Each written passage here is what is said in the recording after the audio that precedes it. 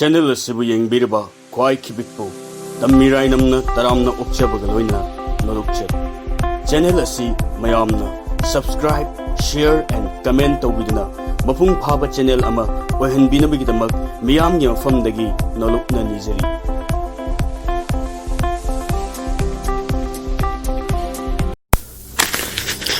Wari masagi maming tatkraba punchile pul aiba Nilbir Sastri Mera wapukpa numitni Purnima ki ningthiba thazna Atiya makoida Momon nokli Tharona singba ahing satpi lairang kayana Harao mothoi kazari Phazaba ridugi matam oibana Haipal laipal phawbana Harao momon nokli Taibang miyoi bagi pukningdi Kari amuk hairugani Sri Govindagi mandak mina chon na tilli Ras ki nupa pala haukre matam asi phawbada ras kurumba lakpa mi singna ihaurakpagum adat akham leitana Sri Govindagi mandir tamnarakle matam asida Maitrabaki mapu Chandrakirti Maharaj ki sana sangai ki sirida phamladana kanagumbi laisabi macha amadi awaba ipakta luptana leire nupa pala hokiba phana kuire ngahak leirabadi mazai bema ras kurumba lengthoki takpirak lagani mahaksu mazai bema thadoi sana gi thogal oina thokadabani awabadi mazai bema manai nupi gini haina thonbiba phanekti nahal mama laklambada machi gi seningai phanek amatta leite haiduna pitokre ngasi ayuk nongan badagini kabok leina phanek amatang konung manung da thawal tawduna leiribi mamanabi singdagi waige haina honaba adubu numit asidadi makhoisu mazaibe masingi mama sije singi thawgal tawba thokadabanina thawgal naimak oirabasu makhoigi su sangsar amani asa kaya gi loinana makhoigi punsi esel su senthari magi leijaba likol siraduna aina mahele matagum thokna gadawribani khongchat yangba matamgi ichel matik chawba kanana mikup amatung palhanba ngamba yawbagi haina nupa pala loikre mahak ngasaina mazaibe magi nakta sangduna samna hatpa phirol lanthokpa matam yawrabani adubu madi mazaibe mana ras kurumba chachi takpirakpada kari khumsigi khanbada wakhal langla punduna leire atat palaitana kakhalak liba Purnima gi thaza mit kuptana yengduna laikre mamai tangda khanghodana milu napom ani degi sintharak papirangna ningthiraba sairung ani mak chotkre mahak khanghodana maru lukthakre wai launa tarakliba sainona rahuna umsellaklaba thajagum ningthiraba maithong adu kopsinkre tanja asida nauraba khonjal amana kauraki kabukle kadai da satkrabagin he awaba ipakta luptana leirambi leisabi aduna iping na kumi aigya nanai ehak laksari asi haina thuni yangna mazai bi maginakta sangsinkre hai angaubi numit asi kaya thengjinkre nupa pala loikre haujik phawba aigi phiro lanthoktri haima nasam nanga ka amatta hatreba kaidawrabagi nangbu ngasi rasnit kaka haiba kaurabro kabuk leina yamna kina hangatse egya nanai ei hakjang yamna ngamdre ngasi di thogalse mazai be mana samjit hana hairaki angau bisiti arapada satkadaw sunattaba mandap phawudang thokpada nang sirani hai kuirakumsi ngahaktang ras kurum lamlaga halaksi ngasi gi jagoidi isemsi yaimana makok chinglibani ngahaktang oirabasu thokludravadi isemsina warau khiroidro se samjirai sidum amukta theluse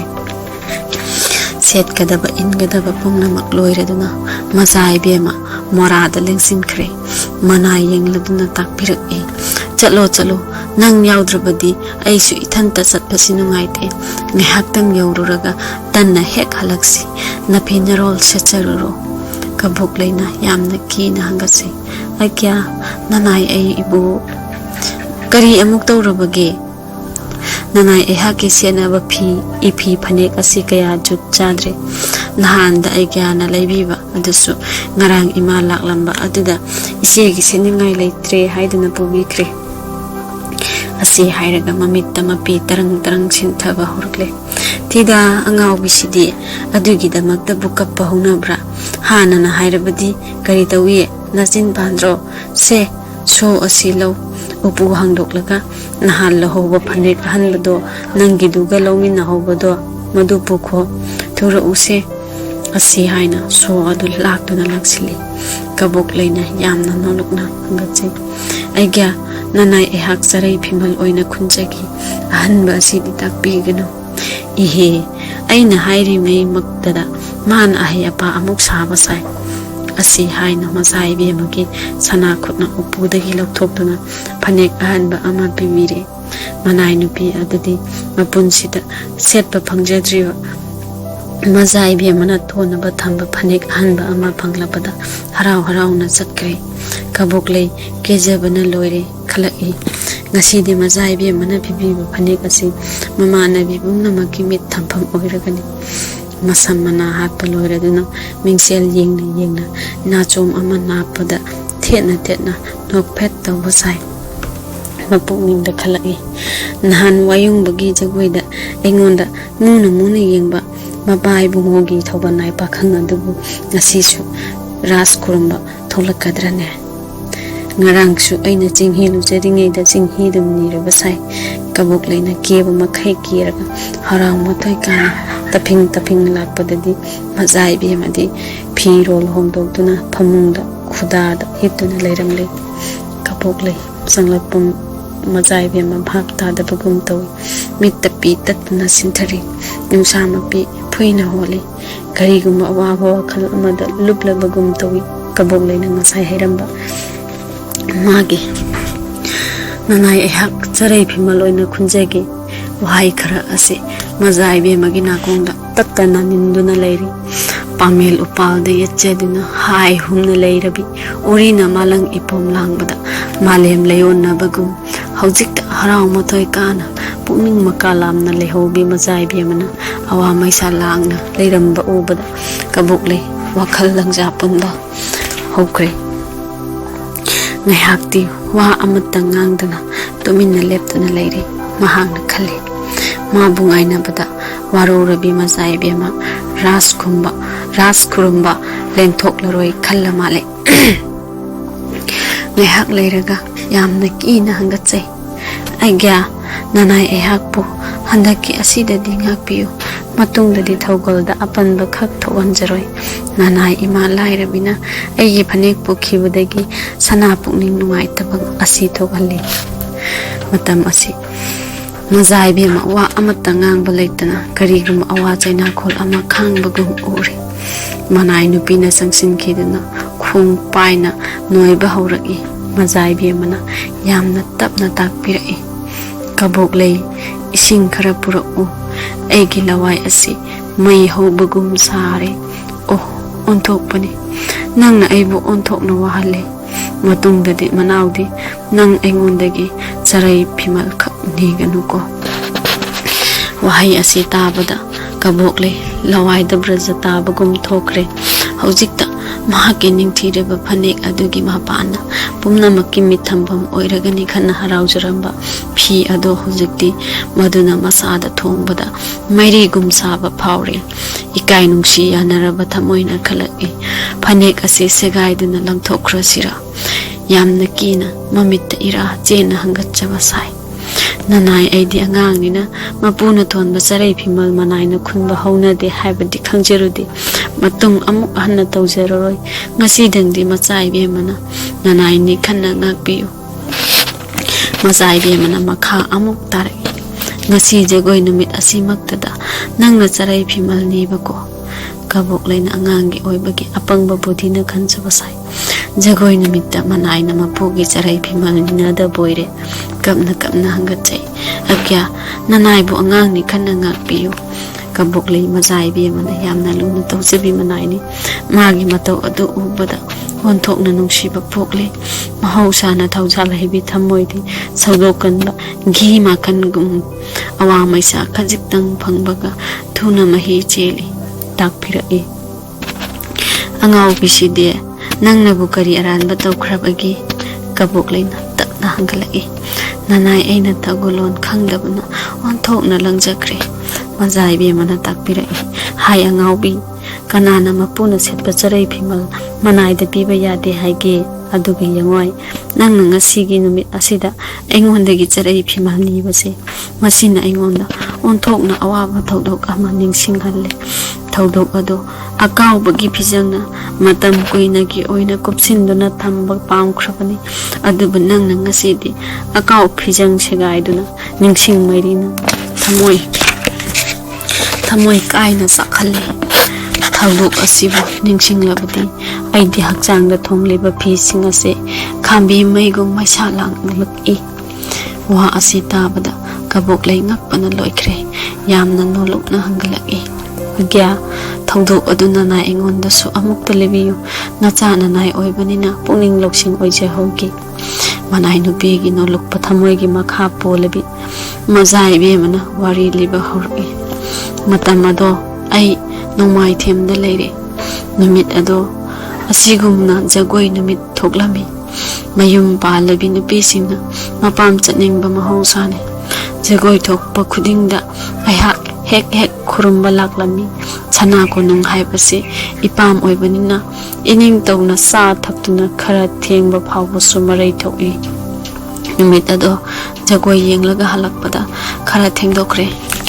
yum panbagi chanarol mapuroibagi achetpa wasak mane makogi ikai khumnaba pumnamak asigi gyan leitrabi kabok leina ipang pangna khumjaba sai adubu thengdokraga sana ko nungda nungaina hek leithokpa yarabadubu mazai be madabu kanana kari haijarani haibagi matam masida jagoi ras ki moibum khonjelna Sri Govindagi mandapta natana sana ko nung pumnamak khonthang eina pumnin hek nilake madu tabada mazai be ma khutlonana luluktana amuktang khurumlaga makha ta tharaki kari haiba charoda angau bisidi mayum palaba minabu ningthau masani haidunabu papam hek lekthokuna leiba yabrane nangsi hayeng niyum na kai palaga lam ihel hek heladuna aikhoi yauna soparani kabok leidi makha taningbana khangba ngamdre aikya makha kari tawkhrabagi mazai be mana maitong langsinna sakpham hanjinna wari makha litharaki ai buloba mamak ibungona aina thengna halakpagi marida penda pafungdoktuna wa kaya haike aisu saubuna wai kaya na paukhum piki mamai thangdadi khut thoklakle I mazai be madabo makhut thokni hek phukraba asumna marak thatna kawok leina hangale magi usitaba mathau ado ubada ai saubuna me horakhi khongna net khraba lin amom gi matawgum ai hak saubuna phi kamlami inung nganbaga kunung dana laktuna babung khada hangatlami wafam ase leibak sara sankre khulak irakta thaudo kaya thoi adubu ayambana leibak wa oide asau osangi imungda karigumba amatang thokpada madu leibak wa hekta oiki leibak wa launaraki mama ibungo nomai thembana mazai be ma thadoi sanha khongpang na kawkhre kabok leina ingangna is mazai be madabo khongpang na hek khawkhraba thindana papung khagi sanaya thangpau laktuna mama ibungo ko khatkre aina khalami mahak pokhara saingangduna warak watembi gani andebu kari tokiba mazai be magi mitta irase lakle hairei onthokpani mahak pu garot puthokna yamna china yerami pau ase khanghaudana leibak sara sanki inem iku animakna kapladuna hairami imoi bema mahaki mathwaidadi kallu aikhoina onthokna langjakre aikhoibu amukta ngakpiu kari amuk haigani kaboklei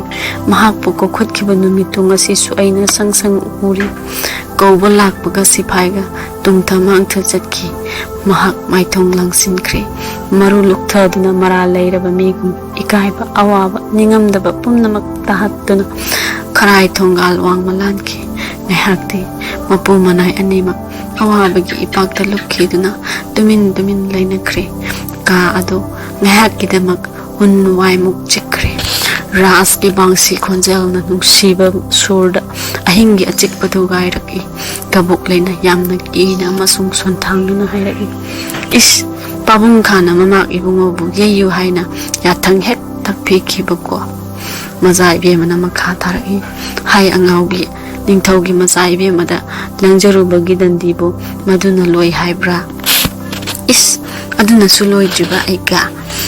makha kari amo makhadi yoling chanduna sugunu da loi thaba pabung khagi warak chaipu amamamna aingonda braja tabagum thokle kabok leina nimba kaina hairai agai be mana mama ibungo bukanna bakari matawna khidrabako kari tawgani kabok lei masana thakjaba langda mathanta thujaraba mina kanadano mana amukan biu haijarukadaba isagi napalna isagi yeknaba oirabada asigi sumathakta aigi isem singna matang saringai asida khara khangal hodrabadi tungda ikhoi ningtau macha singbu kanana su usitpira roi khalami makhoi kana amatana aigi wa taramde mamai thangda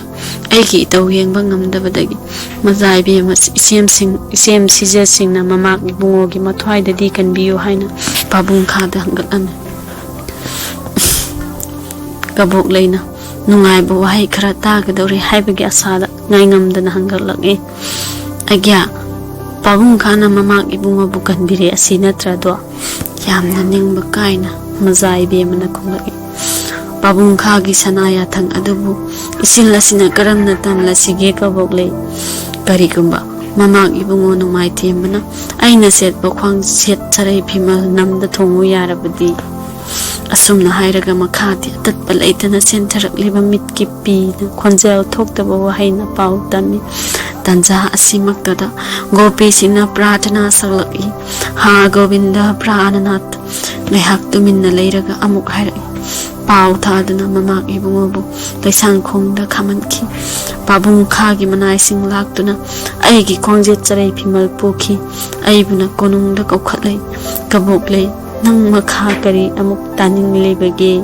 bidina semba punchi leipol numit aduda tatkrabani